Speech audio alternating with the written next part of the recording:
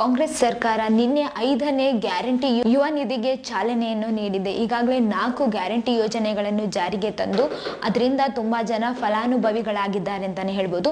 ಈ ಒಂದು ಯುವ ನಿಧಿ ಯೋಜನೆಯಿಂದ ತುಂಬಾ ಜನಕ್ಕೆ ಯೂಸ್ ಆಗುತ್ತೆ ಅಂತ ಕೂಡ ಹೇಳ್ಬೋದು. ಯಾಕಂತಂದ್ರೆ ಅದೆಷ್ಟೋ ವಿದ್ಯಾರ್ಥಿಗಳು ನಿರುದ್ಯೋಗಿಗಳಾಗಿ ಈಗಾಗಲೇ ಯಾವುದೇ ಕೆಲಸ ಮಾಡದೇ ಇರ್ತಾರಲ್ವಾ, ಅಂಥವರಿಗಾಗಿ ಯಾವುದೇ ರೀತಿಯಾದಂತಹ ಲಾಭಗಳನ್ನು ಗಳಿಸದೆ ಯಾವುದೇ ಕೆಲಸಕ್ಕೂ ಹೋದ್ರೂ ಕೂಡ ಅಲ್ಲಿ ಇವರಿಗೆ ಯಾವುದೇ ರೀತಿಯಾದಂತಹ ಲಾಭಗಳಾಗದೇ ಇರುವಂತಹ ಸಂದರ್ಭದಲ್ಲಿ ನಿರುದ್ಯೋಗಿ ಯುವಕರಿಗೆಲ್ಲ ಈ ಒಂದು ಯೋಜನೆಯ ಫಲವನ್ನು ಪಡ್ಕೋಬಹುದಾಗಿದೆ.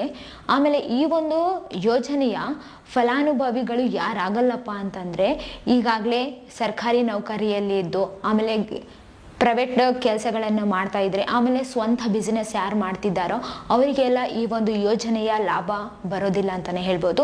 ಈ ಒಂದು ಯೋಜನೆಯ ಲಾಭಗಳು ತಗೋಬೇಕಪ್ಪ ಅಂತಂದ್ರೆ ಈಗಾಗಲೇ ನಿರುದ್ಯೋಗಿಗಳಾಗಿರ್ತಾರಲ್ವಾ, 2022-23ರಲ್ಲಿ ಯಾರು ಪಾಸ್ ಆಗಿದ್ದಾರೋ ಅವ್ರಿಗೆಲ್ರಿಗೂ ಕೂಡ ಈ ಒಂದು ಯೋಜನೆಯ ಈ ಒಂದು ಗ್ಯಾರಂಟಿ ಯುವ ನಿಧಿಗೆ ಅರ್ಹರಾಗ್ತಾರೆ ಅಂತಾನೆ ಹೇಳ್ಬೋದು. ಈ ಒಂದು ಪದವೀಧರರಿಗೆ 3,000 ರೂಪಾಯಿಗಳು ಬರ್ತಾವ. ಆಮೇಲೆ ಡಿಪ್ಲೊಮಾ ಮುಗಿಸಿದವರಿಗೆ 1,500 ರೂಪಾಯಿಗಳು ಸಿಗ್ತಾವ. ಪದವಿ ಮುಗಿಸಿ 6 ತಿಂಗಳಾದ್ರೂ ಕೂಡ ಯಾರಿಗೆ ಕೆಲಸ ಸಿಕ್ಕಿರಲ್ವೋ ಅವರಿಗೆ ಈ ಒಂದು ಯೋಜನೆಯ ಲಾಭ ಸಿಗ್ತಾ ಇದೆ. ಆಮೇಲೆ ಇದ್ರ ಬಗ್ಗೆ ಸಿಎಂ ಸಿದ್ದರಾಮಯ್ಯನವರು ಆಮೇಲೆ ಡಿ.ಕೆ. ಶಿವಕುಮಾರ್ ಅವರು ಕೂಡ ಮಾತನಾಡಿದ್ದಾರೆ. ಏನಪ್ಪಾ ಅಂತಂದ್ರೆ ಡಿ.ಕೆ. ಶಿವಕುಮಾರ್ ಅವರು ಹೇಳಿದ್ದಾರೆ, ಈಗಾಗಲೇ ಈಗ ಓದ್ತಿರುವಂತಹ ಎಲ್ಲ ವಿದ್ಯಾರ್ಥಿಗಳಿಗೆ ಅದೃಷ್ಟ ಅಂತಾನೆ ಹೇಳ್ಬೋದು. ಯಾಕಂತಂದ್ರೆ ನಮ್ಮ ಕಾಲದಲ್ಲಿ ಇರುವಾಗ ನಮ್ಗೆ ಯಾವುದೇ ರೀತಿಯಾದಂತಹ ಇಂಥಗಳು ಯೋಜನೆಗಳಾಗ್ಲಿ ಇಂಥ ಪ್ರೋತ್ಸಾಹ ಮಾಡೋದಾಗ್ಲಿ ಯಾವುದೇ ಇರಲಿಲ್ಲ ನಮ್ಗೆ.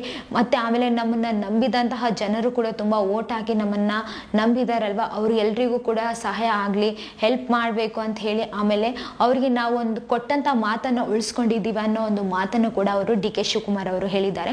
ಆಮೇಲೆ ಸಿಎಂ ಸಿದ್ದರಾಮಯ್ಯನವರು ಕೂಡ ಹೇಳಿದ್ದಾರೆ. ಏನಪ್ಪಾ ಅಂತಂದ್ರೆ ಈಗಾಗಲೇ ನರೇಂದ್ರ ಮೋದಿ ಅವರು ಹೇಳಿದ್ರು, ದಿವಾಳಿ ಆಗೋಗ್ತೀರಾ ಅಂತ ಹೇಳಿದ್ರು.